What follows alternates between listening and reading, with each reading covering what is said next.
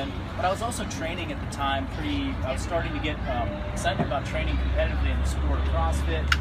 And so a part of me was coaching, and a part of me was training, and a part of me was just a little bit lost as to what to do with people. What was the best way to get results out of clients from a safety standpoint, from a time-effective standpoint, from, you know, I knew, and any coach here can attest to this, you know, when all you guys come into class, there's no two people that are alike, right? So how do we do a better job of individualizing the program and individualizing prescription for exercise? And then I did some research, and I come to find out that, you know what, people have been doing exercise prescription for 50 years, right? It's not like a new thing, you know? The new thing was to come out and say, hey, here's one thing, everybody does the same exact thing. That was new.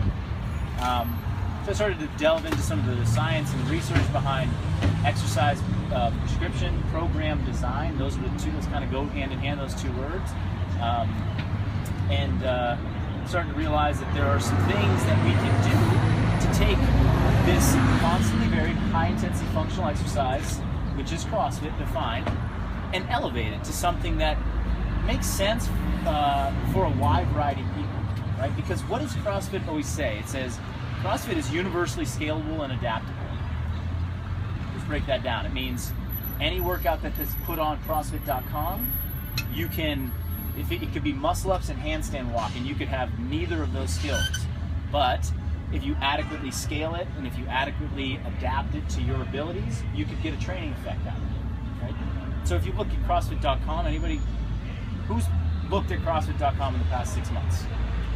Who has never looked at CrossFit.com? Right. You're so bought in. TJ's never in life. CrossFit what? What's CrossFit? What's CrossFit? You look at some of the workouts on there, and I'm sure some of you have seen this, they're like brutal. They're super hard. And the weights can sometimes be out of the reach of some of the best athletes. And so I would say probably 99% of people that do CrossFit.com scale and adapt workouts.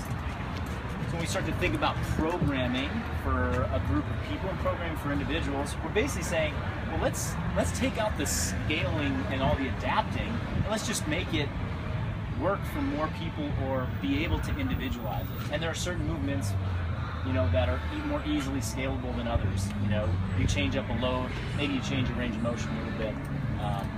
So anyhow, that has been the evolution since 5 years ago with the program here. And somebody like Lisa, who's been here for 7 years, she can tell you that a lot of things have changed since 7 years ago, when we would write up a workout on the board, to what we see now. And the goal along the way has always been to create more safety, allow more people, be more inclusive of what we put up on the board, and allow people to see progress and progressions in a more systematic way than just, well, today we're doing squats, tomorrow we're doing deadlifts. Like, it's just random. It seems random every day. And those have been the guiding principles of our programming. And so any change that's happened has been a result of that, not because we're trying to make it more scientific and more like look prettier on the board.